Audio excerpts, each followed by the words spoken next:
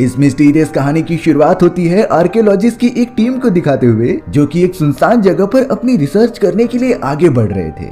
दरअसल उन आर्कियोलॉजिस्ट का काम था कि वो अलग अलग जगहों पर जाकर एंटीक चीजों को ढूंढे जो कि सालों पहले लुप्त हो चुकी थी। इस तरीके की एडवेंचर करना उन्हें काफी ज्यादा पसंद था। अब वो आर्कियोलॉजिस्ट की पूरी टीम लगातार ट्रेवल करते हुए एक माउंटेन के टॉप पर पहुंच गए थे। उस माउंटेन के ऊपर तो एक चर्च बना होता है जो काफी साल पुराना लग रहा था। अब वो आर्कियोलॉजिस्ट चाहने लगे कि वो अंदर जाकर चेक करे कि वहाँ पर कौन सी एंटीक चीजें उन्हें मिल सकती हैं। इसीलिए बिना कुछ सोचे समझे उनकी पूरी टीम चर्च के अंदर चली जाती है। चर्च के अंदर की दीवारें और वहाँ पर बने हुए स्ट्रक्चर्स इतने ज्यादा अजीब लगते हैं जैसे कि अब तक इन्हें किसी ने देखा ही नहीं होता। उन सभी की आंखें खुली की खुली रह गई थी, क्योंकि ये सब तो काफी ज्यादा एंटीक होती हैं, यानी कि कई साल पुरानी और काफी ज्यादा प्रीमियम। अब उन सारे आर्कियोलॉजिस्ट को लगने लगा कि ये हमारे लिए अच्छा साबित हो सकता है और हम यहाँ के एंटीक चीजों को लेकर बेचेंगे तो हमें काफी सारे पैसे मिलेंगे। यही विजन को लेकर वो लोग और भी ज्यादा एंटीक चीजों को ढूंढने लगे जिससे कि वो बेच सकें। अब उनके सामने एक बड़ी सी दीवार आ जाती है जिसकी दूसरी तरफ वो जाना चाहते थे। मैन्युअली उस दीवार को हटाया नहीं जा सकता, इसीलिए उन्होंने वहाँ पर एक बॉम्ब लगा दिया। इस बॉम्ब को तो उन लोगों ने दीवार के चारों तरफ लगा दिया और वेट करने लगे उसके फटने का। लेकिन वो बॉम्ब जैसे ही फटता है पूरे चर्च की दीवारें हिलने लगी थी, क्योंकि उन सभी को पता नहीं होता कि ये चर्च कितना ज्यादा पुराना है और यहाँ की दीवारें कितनी ज्यादा कमजोर हो चुकी हैं। देखते ही देखते वो पूरी जगह बॉम्ब फटने के कारण हिलने लगती है और अब वहाँ की नीचे की जमीन भी टूट चुकी थी। उसी जमीन के एक चैम्बर के अंदर वो सारे आर्कियोलॉजिस्ट नीचे गिर जाते हैं। हालांकि उन सभी को ज्यादा चोट नहीं आती, पर वो उस जगह पर फंस गए थे क्योंकि वहां से बाहर निकलने का रास्ता कुछ दिखाई नहीं देता। लेकिन सबसे ज्यादा चौंकाने वाली बात तब हुई जब उन्हें कुछ अजीब तरीके की आवाजें उस चैम्बर में सुनाई देने लगी थी। ये आवाजें किसी खतरनाक जानवर जैसी लग रही थी जो देखते ही देखते उनके ऊपर अटैक कर देती है और हमारा यही सीन यहीं पर ब्लैंक हो जाता है। अब हमें कई सालों बाद का समय दिखाया जा रहा था जहाँ पर एक और आर्कियोलॉजिस्ट की टीम उसी चर्च के ऊपर रिसर्च कर रही होती है। लेकिन उनमें से किसी को भी आइडिया नहीं होता कि इससे पहले जो आर्कियोलॉजिस्ट की टीम आई थी सब के सब गायब हो गए। उन सभी लोगों का तो नामो निशान तक नहीं मिलता। लेकिन तभी भी इतने साल बीत जाने के बावजूद भी नई आर्कियोलॉजिस्ट की टीम बिना कुछ सोचे समझे उस चर्च के ऊपर अपनी रिसर्च करने लगी। वो तो उस चर्च के अंदर अंदर तक जाते हैं सारी चीजें देखने के लिए। अब यहाँ पर जब आर्कियोलॉजिस्ट ने उस चर्च के अंदर जाकर देखा तो काफी सारा पानी वहाँ पर मौजूद होता है और इस पानी के अंदर जाना किसी नॉर्मल इंसान के काम की बात बिल्कुल भी नहीं थी, क्योंकि इस पानी के अंदर एक ऐसी जगह हो सकती है जहाँ पर स्कूबा डाइवर्स ही जा सकते थे। इसीलिए अब उस पूरे इन्वेस्टिगेशन का हेड स्कूबा डाइवर्स की एक टीम से कांटेक्ट करता है और उन्हें उनके मिशन के बारे में बताता है कि तुम सभी को अंदर जाकर सारी एंटीक चीजें ढूंढ कर लानी है। हालांकि उन स्कूबा डाइवर्स को पहले से पता था कि जो भी यहाँ पर गया आज तक वापस नहीं आया, लेकिन इसके बदले उन्हें काफी सारे पैसे मिल रहे थे, इसीलिए वो स्कूबा डाइवर्स की टीम ने हाँ कर दी।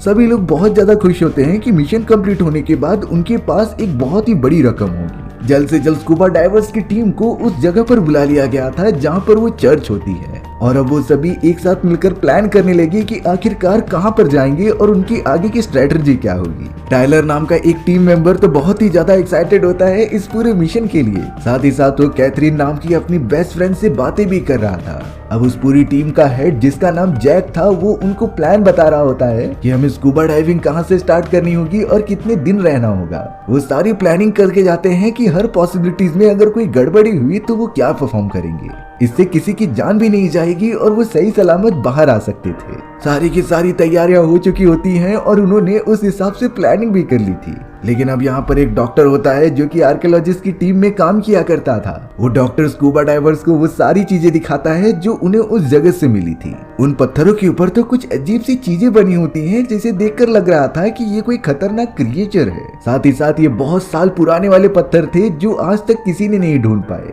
ये सारी इन्फॉर्मेशन प्रोवाइड करने के बाद डॉक्टर उन्हें एक कहानी सुनाता है जो उन्हें यहाँ के लोकल लोगों से पता चली है। डॉक्टर के हिसाब से कई साल पहले यहाँ पर रहने वाला एक राजा अपने कई लोगों के साथ इसी चर्च के अंदर आया था, लेकिन अफवाहें ऐसी फैली हुई हैं कि इस चर्च के अंदर कोई खतरनाक जीव रहता है जिसने कि उन सभी लोगों को जान से मार दिया, जिसके बाद राजा और उसके सभी लोगों का नामो निशान ही नहीं मिला। ये खतरनाक क्रिएचर आज भी कहीं इस चर्च की जमीन के अंदर रहता है जो सामने आने वाले सभी लोगों को मार देता था। हालांकि जैक और उनकी टीम इस अफवाहों पर भरोसा नहीं करती और अपने काम में बिजी हो जाती है। उन्हें किसी भी तरीके से अपनी पूरी टीम के साथ स्कूबा डाइविंग करके अंदर पता लगाना था कि वहाँ पर कौन सी जगह है और कैसी एंटीक चीजें मिलती हैं। अब यहाँ जैक की पूरी टीम एक जगह पर आ गई थी जहाँ बड़े बड़े चट्टान होते हैं। उस चट्टान के एकदम बीचों बीच पूरा पानी भरा हुआ था जो कि एकदम अजीब तरीके का स्ट्रक्चर को दर्शाता है। अब सबसे पहले पूरी टीम डिसाइड करती है कि उनका एक टीम मेंबर पहले पानी में जाकर चेक करेगा कि वहाँ पर है क्या।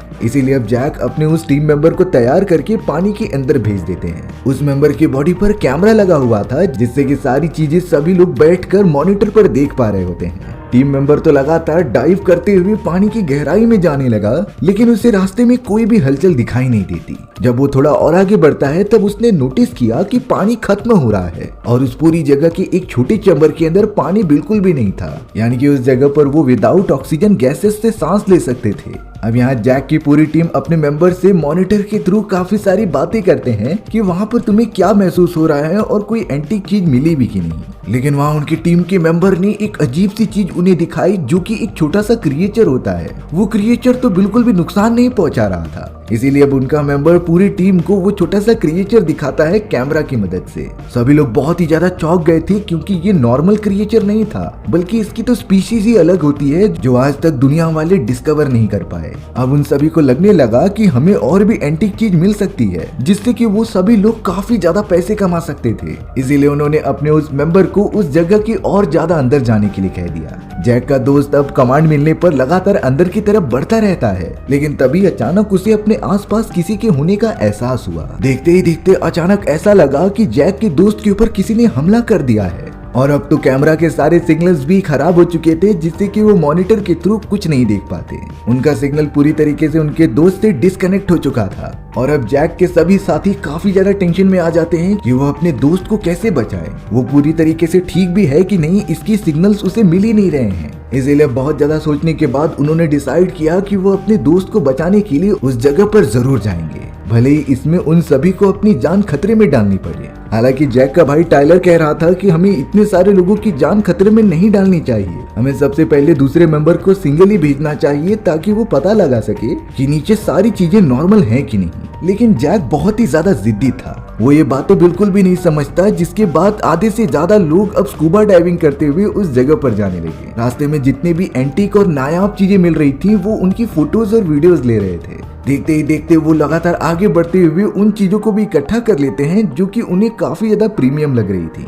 लेकिन उन सभी को जरा भी अंदाजा नहीं होता कि वो खुद ही एक खतरनाक खतरे की तरफ बढ़ रहे हैं और शायद वहां से कभी बाहर आने का उन्हें चांस ही ना मिले। वो सभी लोग अब एक ही रूट को फॉलो करते हुए अपने उस जगह पर पहुंच जाते हैं जहां पर उनका प्रीवियस वाला साथी गया था। जैक और टाइलर ने जब उस जगह पर देखा तब पता चलता है कि उनके प्रीवियस वाले दोस्त ने अपना पूरा स्कूबा डाइविंग का सूट निकाल दिया था, जैसे कि वो ये सारी चीजें जानबूझकर कर रहा था और यहाँ पर छोड़कर उसे चला गया। वहाँ पर तो काफी पुराने इक्विपमेंट भी पड़े थे जिसे देखकर लग रहा था कि ये कई साल पुराने हैं। ये और किसी के नहीं बल्कि उन्हीं आर्कियोलॉजिस्ट की टीम के थे जो सबसे पहले यहाँ पर आए होते हैं। अब वो दोनों भाई के साथ साथ उसके सभी दोस्त लगातार इन्वेस्टिगेशन करते हुए आगे बढ़ते जा रहे थे क्योंकि उन्हें अपने साथी को बचाना जो था। अब यहाँ टाइलर का एक दोस्त उनके पीछे पीछे ही आ रहा होता है, लेकिन उसे कुछ आवाजें महसूस हुई इसीलिए वो पीछे जाकर देखने लगा। वहाँ पर टाइलर का साथी देखता है कि वही खतरनाक क्रिएचर को किसी ने मार दिया है जिसे कि उनका प्रीवियस दोस्त उन्हें दिखा रहा था। इस बात से वो बहुत ही ज्यादा डर जाता है और चिल्लाने लगता है,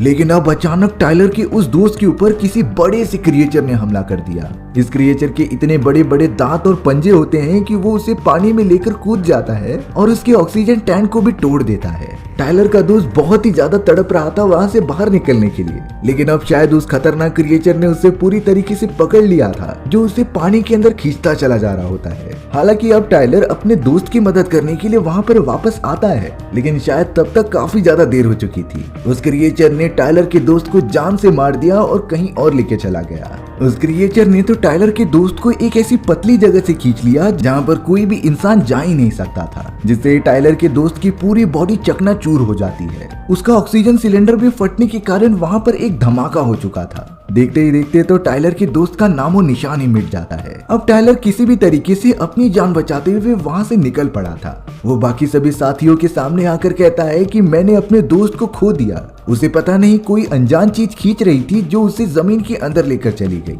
सभी लोग इस बात से थोड़ा सा डर जाते हैं क्योंकि ऐसा बिल्कुल भी नहीं हो सकता। आखिरकार इतनी जमीन की गहराई पर कौन सा जानवर जीवित रह सकता है। उससे ज्यादा पानी की गहराई में तो प्रेशर भी इतना होता है कि कोई जानवर सरवाइव न कर पाए। लेकिन अब सारी चीजें छोड़कर जैक और उसके सभी साथी अपने उन दोनों मेंबर्स को ढूंढने लगे होते हैं जो कि अब पानी में गायब हो चुके हैं। पर सबसे बुरी बात यह होती है कि उस ऑक्सीजन सिलेंडर के फटने के कारण जो धमाका हुआ था उसकी वजह से चट्टानें सामने गिर गई थी और वो सभी लोग जिस रास्ते से अंदर आए थे वो पूरी तरीके से ब्लॉक हो जाता है। यानी कि अब जैक और उसके सभी साथियों के वापस जाने का रास्ता बंद हो चुका था और कोई और रास्ता तो दिखाई नहीं देता वहां से निकलने का। यानी कि वो सभी लोग अब बुरी तरीके से फंस चुके हैं। अब यहाँ पर वो सारे लोग बहुत ही बुरी तरीके से फंस गए थे क्योंकि बाहर जाने का रास्ता भी बंद हो चुका था। हालांकि जैक के कुछ साथी अभी भी उन सभी को ढूंढने में बिजी थे पर उन्हें पानी के अंदर कुछ मिलता ही नहीं। इसीलिए अब सारे लोग उसी जगह पर आ गए थे जहां पर उन्होंने मिशन स्टार्ट किया था। वहां बैठकर वो सभी लोग टेंशन में थे क्योंकि उनके दो साथी गायब हो गए हैं और अब उन दोनों को ढूंढने की जिम्मेदारी जैक और उसकी टीम के ऊपर ही है। जैक बहुत ही नाराज होकर सभी से कह रहा था कि हमारे पास यहाँ पर सिर्फ 18 दिनों का खाना पीने का सामान बचा हुआ है और उसके बाद हमारे पास सारे रिसोर्सेज खत्म होने लगेंगे।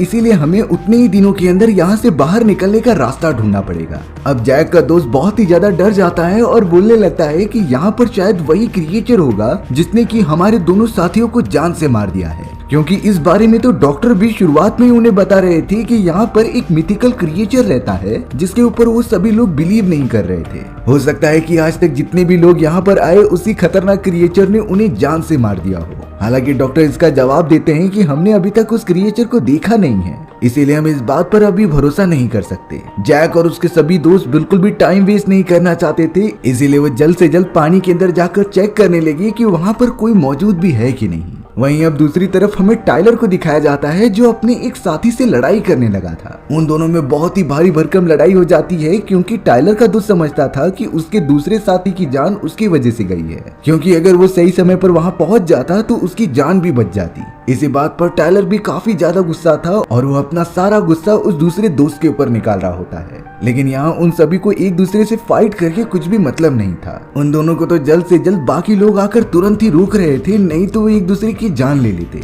अब यहाँ हमें कैथरीन दिखाई जाती है जो डॉक्टर्स के साथ मिलकर उन छोटे से क्रिएचर के ऊपर रिसर्च कर रही थी। वो माइक्रोस्कोप के अंदर उनकी बॉडी पार्टिकल्स को देखती है कि आखिर ये किससे बने हुए हैं। दूसरी तरफ हमें जैक को दिखाया जा रहा था जो एक गुफा में पहुंच जाता है, पर अचानक उसके ऊपर एक अजीब तरीके के जानवर ने हमला कर दिया था। ये जानवर काफी ज्यादा हाइब्रिड लग रहा होता है जो जमीन पर बिल्कुल पाए नहीं जाते। उसने तो जैक के कमर पर हमला कर दिया और अपने नुकीले पंजे गड़ा दिए। जैक किसी भी तरीके से उस खतरनाक क्रिएचर से बचते हुए ऊपर की तरफ आता है जिससे कि बाकी लोग उसे कवर कर रहे थे। वो क्रिएचर तो फिलहाल के लिए डर कर वहाँ से भाग जाता है, लेकिन सभी को ये अंदाजा तो हो गया था कि जैक के ऊपर किसी खतरनाक चीज ने हमला किया है। जैक को बहुत ही ज्यादा दर्द हो रहा था और उस क्रिएचर का एक छोटा सा टेंटिकल उसके ऊपर लग गया होता है। तुरंत ही जैक की फर्स्ट एड की जाने लगी जिससे कि वो ठीक हो जाए। और जिस क्रिएचर का नुकीला नाखून उसके बॉडी पर चिपक गया था उसे तो कैथरीन और डॉक्टर अच्छे से चेक कर रहे होते हैं। थोड़ी देर तक रिसर्च करने के बाद कैथरीन ने बताया कि ये एक छोटा सा पैरासाइट है जिसके अंदर काफी सारे डीएनए चेंजेस और म्यूटेशंस हुए हैं और इन पैरासाइट्स का साइज इतना बड़ा तो कभी नहीं होता।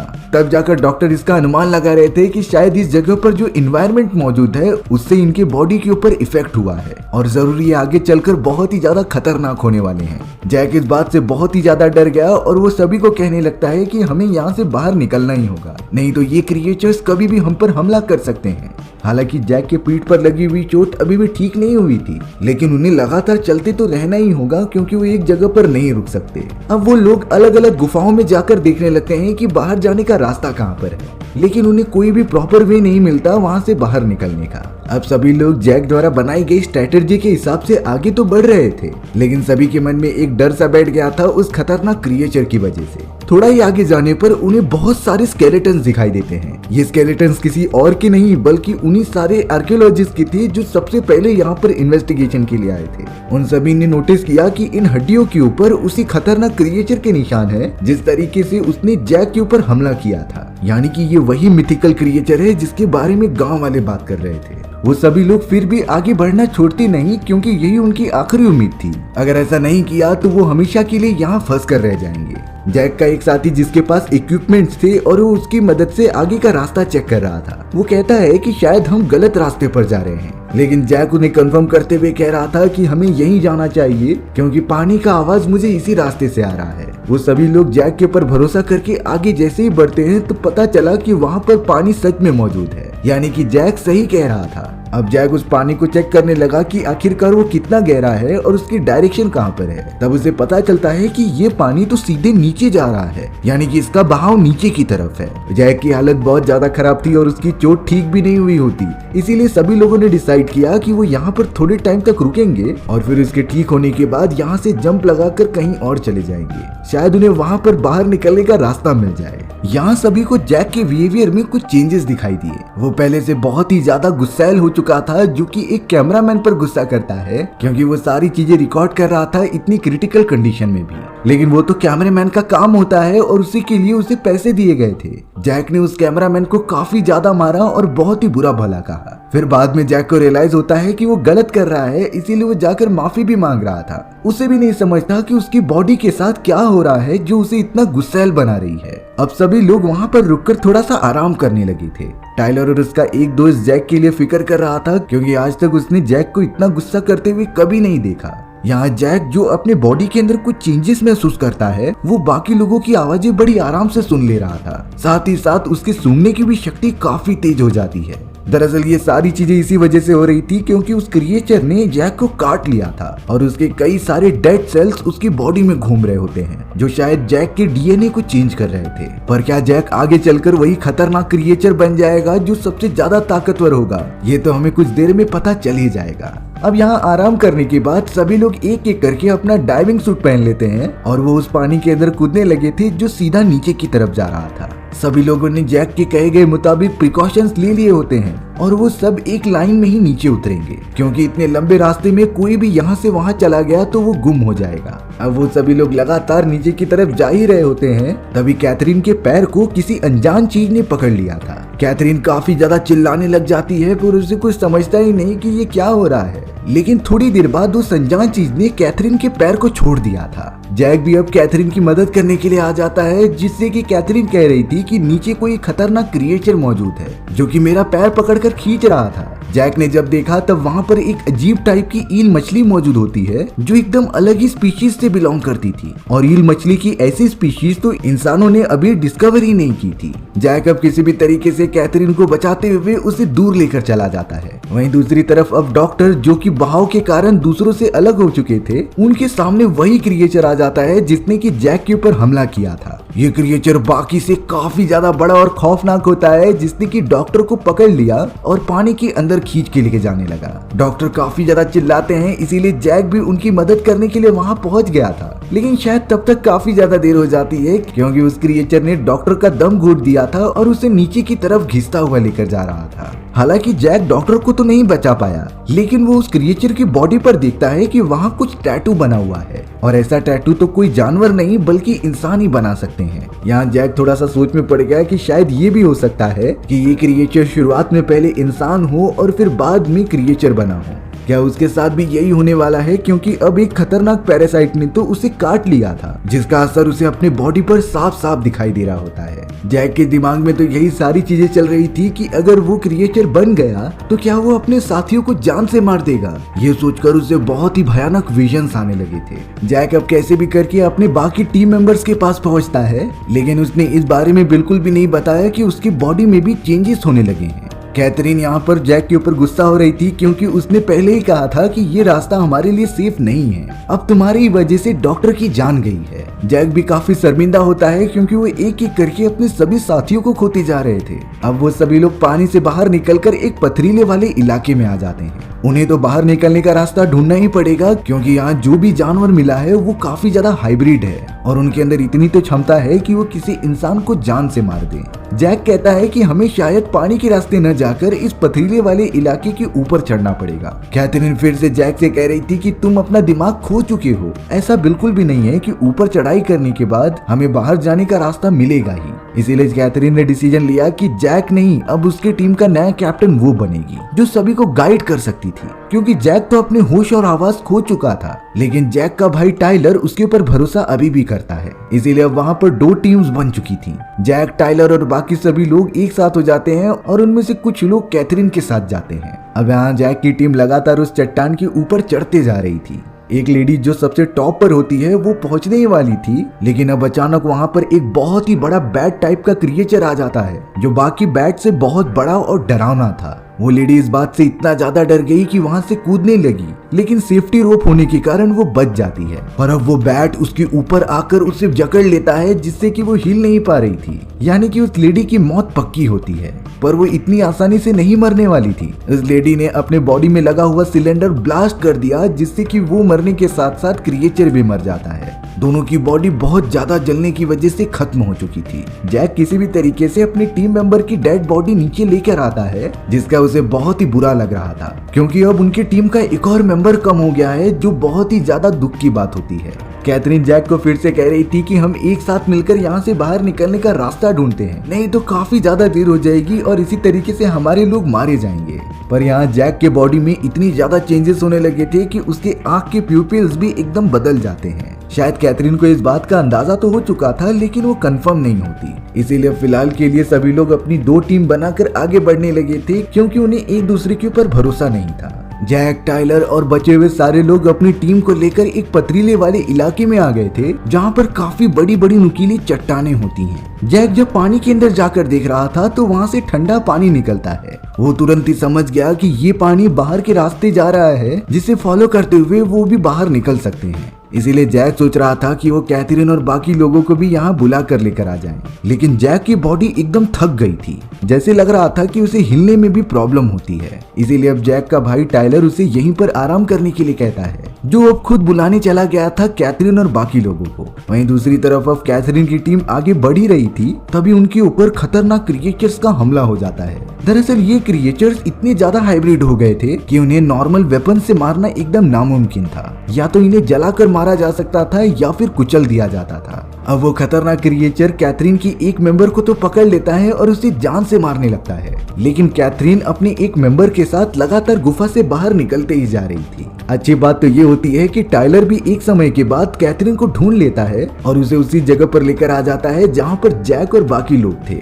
जैक सभी को कह रहा था कि तुम्हें जल्द से जल्द पानी के अंदर कूदना पड़ेगा और उसी रास्ते से आगे बढ़ते रहो, जिससे कि तुम बाहर निकल जाओगे। लेकिन सबसे ज्यादा डरा देने वाली बात ये होती है कि उस जगह पर जितने भी क्रिएचर सोए हुए थे वो आवाज सुनकर जाग जाते हैं, और अब उनका निशाना था ये सभी इंसान जो कि जिंदा हैं, जिन्हें खाकर वो अपना पेट भरेंगे। जैक को पता नहीं क्यों ये सारी चीजें सेंस हो रही थी और वो नोटिस कर रहा था कि कौन सा क्रिएचर कहाँ आ रहा है। वो अपने सारे दोस्तों को कहता है कि तुम पानी के अंदर छुप जाओ। हालांकि वो सभी ऐसा कर भी देते हैं, पर वो क्रिएचर्स इतने चालाक थे कि वो पानी के अंदर घुसकर उन्हें मारने की कोशिश करते हैं। लेकिन जैक यहाँ पर अपने साथियों को इस तरीके से मरने नहीं देना चाहता था। वो तुरंत ही उस क्रिएचर के ऊपर हमला कर देता है जो उनके साथियों को चोट पहुंचाने की कोशिश कर रहा था। दरअसल जैक के अंदर भी उन्हीं सारी क्रिएचर्स की एबिलिटीज आ चुकी थी, इसीलिए वो बड़ी आसानी से उनका सामना कर ले रहा था। जैक एक एक करके वहाँ मौजूद सारे क्रिएचर्स को मारता जाता है, लेकिन एक समय के बाद वो समझ चुका था कि इन क्रिएचर्स को खत्म करना इतना आसान नहीं है, क्योंकि इनकी तादाद तो बढ़ती ही जा रही थी। इसीलिए जैक फिलहाल के लिए अपने साथियों को एक बार अलविदा कहता है और बोलता है कि तुम जल्द से जल्द पानी के अंदर उस रास्ते से चले जाओ। जैक के पास एक बॉम्ब मौजूद था, जिससे कि वो कुछ आखिरी क्रिएचर्स के ऊपर लेकर कूद जाता है। बॉम्ब तुरंत ही फटने के कारण वो क्रिएचर की बॉडी के टुकड़े हो गए थे, लेकिन अब धमाके के कारण वहाँ की दीवारें भी नीचे गिरने लगी थी। टाइलर, कैथरीन और बाकी बचे हुए लोग जैक के द्वारा बताए गए रास्ते को फॉलो करते हुए बाहर निकल जाते हैं, लेकिन पानी के अंदर मौजूद वो बड़ा सा चैम्बर अब बंद हो चुका था। यानी कि जैक ने अपनी जान कुर्बान करके उन सभी की जान बचाई। इस बात के बारे में शायद टाइलर अपनी पूरी जिंदगी में नहीं भूलेगा। अब ये पूरा इंसिडेंट खत्म हुए कई साल बीत जाते हैं। टाइलर और कैथरीन तो एक दूसरे से मिलकर बातें कर रहे थे, जहाँ पर टाइलर अपने भाई जैक को याद कर रहा था। वो तो कैथरीन से कहता है कि क्या हो अगर मेरा भाई उस गुफा में जिंदा हो जाए, क्योंकि मैंने उसे मरते हुए तो नहीं देखा, शायद वो वहीं पर अभी तक फंसा रहेगा। लेकिन कैथरीन टाइलर को समझाती है कि उस जगह पर कोई भी नहीं जिंदा रह सकता और शायद वो क्रिएचर्स बाहर भी नहीं आ सकते, यानी कि हमें ज्यादा टेंशन लेने की कोई जरूरत नहीं है। तभी अचानक टाइलर नोटिस करता है कैथरीन की आंखों को, क्योंकि वो आंखें सेम टू सेम जैक जैसी लग रही थी जब वो इन्फेक्टेड हुआ था। और अब इसका साफ साफ मतलब ये होता है कि कैथरीन भी अब इन्फेक्टेड हो चुकी है। कैथरीन तुरंत ही वहाँ से दूर जाने लगी। टाइलर सोचने लगता है कि कैथरीन शायद तब इन्फेक्टेड हुई होगी जब पानी के अंदर एक छोटे क्रिएचर ने उसका पैर पकड़ लिया था। उसी समय उसने काटा होगा और कैथरीन इन्फेक्टेड हो गई। टाइलर कैथरीन के पीछे जा रहा था लेकिन वो कहीं गायब हो गई। शायद अब कैथरीन अपने ही जैसे एक खतरनाक क्रिएचर्स की फौज बनाएगी जिससे कि वो कंट्रोल कर सके और वो इंसानी दुनिया में भी जिंदा रह सकते थे। इसी डरावनी एंडिंग के साथ हमारी ये कहानी यहीं पर खत्म हो जाती है। सो व्यूअर्स, आपको ये स्टोरी कैसी लगी कमेंट सेक्शन में बताना भूलना मत। और अगर आपको मेरा एक्सप्लेनेशन 1% भी अच्छा लगा होगा ना तो वीडियो को लाइक एंड चैनल को सब्सक्राइब जरूर कर देना। मिलते हैं इसी तरीके की मजेदार वीडियोस में, तब तक के लिए बाय बाय।